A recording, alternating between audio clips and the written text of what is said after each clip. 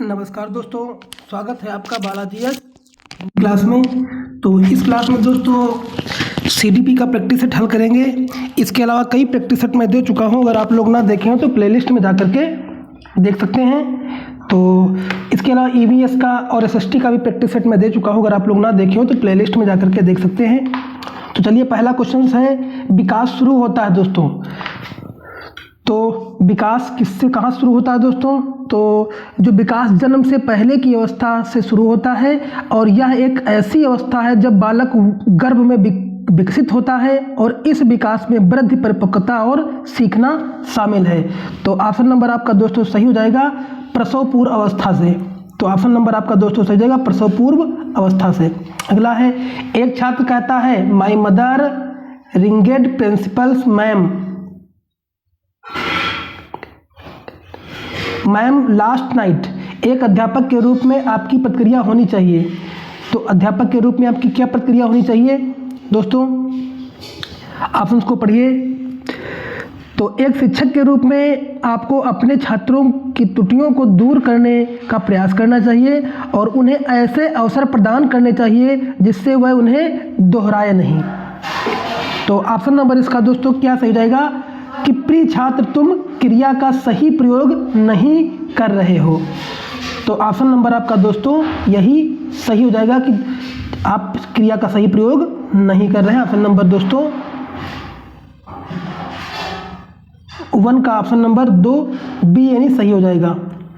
चलिए अगला है, बाल विकास के मस्तकाधोमुखी सिद्धांत के संबंध में कौन सा कथन उचित है? जैसा कि इसमें लिखा हुआ मस्तकाधोमुखी सिद्धांत के संबंध में कौन सा कथन सत्य है? तो जब एक बालक का प्रथम वर्ष में गतिक, क्रमिक या विकास पारस्परिक रूप के अनुसार होता है, तो सिर से शुरू होकर पैरों की तरफ जाता है। सिर से शुरू होकर पैर की तरफ जाता है। तो ऑप्शन नंबर आपका दोस्तों सही हो जाएगा। इसमें क्या सही होगा दोस्तों? तो ये ऑप्शन नंबर आपका दोस्तों आपका ए सही हो जाएगा, जो सिर से पैर की तरफ। तो ऑप्शन नंबर आपका दोस्तों 1 सही हो जाएगा। चलिए, मानव विकास में वंशानुक्रम और वातावरण की भूमिका के संबंध में कौन सा कथन सही है? बात की जा रही है दोस्तों वंशानुक्रम और वातावरण की भूमिका में के संबंध में। तो जो वंशानुक्रम और वातावरण की भूमिका होती है दोस्तों, वह मानव विकास वंशानुक्रम और वातावरण से प्रभावित होता है, ये तो सभी जानते हैं आप लोग। और मानवीय विशेषताएं जैसे कद और आँखों का रंग उसके वंशानुक्रम से निर्धारित होते हैं, जबकि भाषा और जीवन शैली सामान्यतः वातावरण द्वारा निर्धारित होती है। तो क्या इस क्वेश्चन का ऑप्शन दोस्तों क्या हो सकता है? इसका ऑप्शन वंशानुक्रम और वातावरण के सापेक्षिक प्रभाव विकास के विभिन्न क्षेत्रों में भिन्न भिन्न होता है। तो ऑप्शन नंबर आपका दोस्तों ऑप्शन नंबर 3 सही हो जाएगा, जो कि ऑप्शन नंबर सही है। चलिए अगला है, निम्न में से कौन सी व्याख्यात्मक अभिलेख एनेक्सरेरल रिकॉर्ड की विशेषता नहीं है? या घटनाओं का वास्तविक वर्णन होता है, या यह एक बालक के वास्तविक विकास या सामाजिक अंतःक्रियाओं का वर्णन करता है, या आंकड़ों पर आधारित एक पर्याप्त आख्या होती है, या एक व्यवहार का एक व्यक्तिपरक प्रमाण होता है, और इसलिए शैक्षिक क्षेत्र में प्रतिक्रिया प्रदान नहीं करता। तो 5 का ऑप्शन नंबर दोस्तों क्या सही हो जाएगा? जैसा कि आप लोग जानते हैं कि व्याख्यात्मक अभिलेख यानी एनेक्डोटल रिकॉर्ड व्यवहार का एक विषय परक प्रमाण नहीं है, अपितु इसमें बालक के एक दिन की घटना का वर्णन होता है। तो इसका ऑप्शन नंबर दोस्तों सही हो जाएगा कि यह व्यवहार का एक व्यक्तिपरक प्रमाण होता है, और इसलिए शैक्षिक क्षेत्र में प्रतिक्रिया प्रदान नहीं करता है। तो ऑप्शन नंबर आपका दोस्तों 4 सही हो जाएगा। चलिए अगला है, जैविक निधि की बजाय सामाजिक भूमिकाओं के आधार पर निर्धारित विशेषताओं को कहा जाता है दोस्तों? क्या कहा जाता है? जैविक भूमिका विवृद्ध, या जेंडर भूमिका दबाव, या जेंडर भूमिका बद्धता, या जेंडर भूमिका नैदानिकी। तो ऑप्शन नंबर दोस्तों इसमें क्या सही हो जाएगा? तो इसका ऑप्शन नंबर जैसे लिखा है कि सामाजिक भूमिकाओं के आधार पर विशेषताओं को जैविक निधि के बजाय, जैविक निधि की पॉइंट को पकड़ा करिए, जैविक निधि के बजाय सामाजिक भूमिकाओं के आधार पर, तो ये हो जाएगा जेंडर भूमिका दबाव। तो ऑप्शन नंबर आपका दोस्तों सही हो जाएगा जेंडर भूमिका दबाव, जो कि ऑप्शन नंबर 2 सही है। चलिए अगला, वाइगोस्की के सिद्धांत में समीपस्थ विकास का क्षेत्र कठिन कार्यों को बच्चे वयस्कों की सहायता से पूरा कर सकते हैं और अध्यापक का हस्तक्षेप अधिगम में बाधा उत्पन्न करता है। वृद्धि का एक समीपस्थ क्षेत्र है या अधिगम औपचारिक वातावरण में होता है। तो दोस्तों 7 का ऑप्शन नंबर दोस्तों क्या सही हो जाएगा? जैसा कि जानते हैं समीपस्थ विकास का क्षेत्र बालक के वास्तविक और संभावित विकास के स्तर के बीच की दूरी है। तो 7 का ऑप्शन जो सही हो जाएगा, कठिन कार्यों को बच्चे वयस्कों की सहायता से पूरा कर सकते हैं। तो ऑप्शन नंबर आपका दोस्तों यही आपका क्या है, वाइगोस्की के सिद्धांत में समीपस्थ विकास का सिद्धांत है, जो कि ऑप्शन नंबर आपका दोस्तों ए सही हो जाएगा। अगला है, सामाजिकरण का अर्थ क्या होता है दोस्तों? सामाजिक नियमों का पालन करना या समाज में समायोजन करना या सामाजिक नियमों को तोड़ना या सामाजिक विभिन्नता को समझना।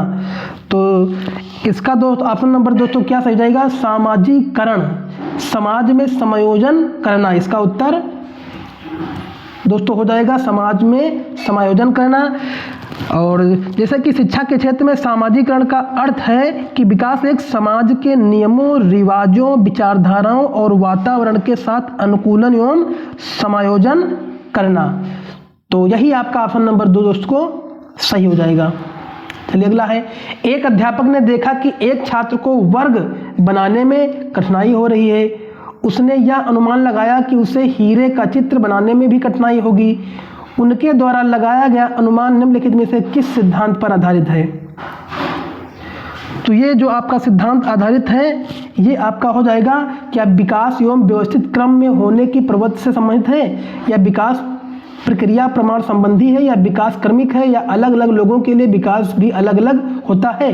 तो ऑप्शन नंबर इसमें सही हो जाएगा कि विकास एक व्यवस्थित क्रम में होने की प्रवृत्ति से संबंधित है। तो ऑप्शन नंबर आपका दोस्तों ए सही हो जाएगा। चलिए अगला है, निम्न में से कौन सा विकल्प बाल केंद्रित उपागम की विशेषता नहीं है? तो जो बाल केंद्रित उपागम की विशेषता नहीं है वो क्या नहीं है?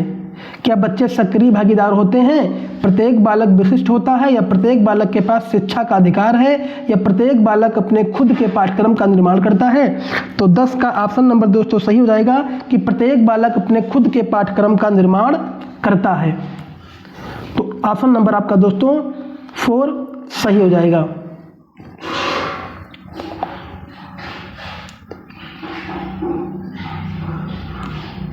चलिए अगला है, निम्न में से कौन सा विकल्प जोड़ा सुमेलित नहीं है? बच्चे कुछ भाषा के साथ इस दुनिया में प्रवेश करते हैं, ये क्या चोमस्की ने कहा है, या शुरू में भाषा और विचार 2 भिन्न गतिविधियां होती हैं, या वाइगोस्की ने कहा है कि भाषा विचार पर आधारित है, पियाजे ने कहा है, या भाषा वातावरण में एक उद्दीपक है, बीएफ स्किनर। तो ये कौन सा सुमेलित नहीं है? तो ये आपका हो जाएगा कि भाषा वातावरण में एक उद्दीपक है, या बीएफ स्किनर ने नहीं कहा है दोस्तों, क्योंकि स्किनर के सीखने के लिए ड्रिल एवं अभ्यास पर दोस्तों बल दिया है, क्योंकि यह विधि भाषा को सीखने के करके सिखाना नामक सिद्धांत पर आधारित है।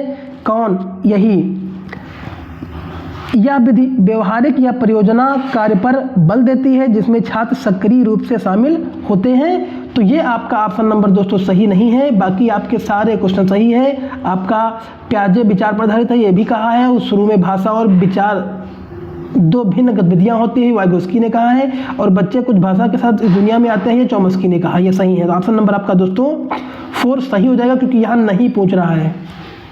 चलिए अगला है, निम्नलिखित में से कौन सी आकृति पियाजे के अनुसार विकास के सिद्धांत को दर्शाती है? तो बताइए ये विकास के सिद्धांत को क्या दर्शाती है? तो 12 का ऑप्शन नंबर दोस्तों क्या सही हो जाएगा? आपका विकास का सिद्धांत जो दर्शाती है पियाजे के अनुसार, ये ऑप्शन नंबर आपका दोस्तों ए सही हो जाएगा, क्योंकि पियाजे की विकास के सिद्धांत के अनुसार बालक का विकास भिन्न अवस्थाओं में होता है और प्रत्येक अवस्था का भिन्न समय होता है। प्रश्न में दिखाई पहली आकृति इसका वर्णन करती है। तो ऑप्शन नंबर आपका दोस्तों जो चित्र में दिखाई गई है ये जो है आपकी पहली जो स्थिति है ये इसका वर्णन करती है। तो ऑप्शन नंबर ए दोस्तों सही हो जाएगा। बालक का स्वस्थ शारीरिक विकास उसके सही विकास के लिए एक महत्वपूर्ण शर्त है या कथन है। तो यह कथन क्या है दोस्तों? यह कथन हो जाएगा कि सत्य है क्योंकि शारीरिक विकास दूसरे क्षेत्र के विकासों से संबंध रखता है। यही कथन आपका गलत है। और असत्य है क्योंकि शारीरिक विकास किसी भी तरह से दूसरे क्षेत्र के विकास को प्रभावित नहीं करता है।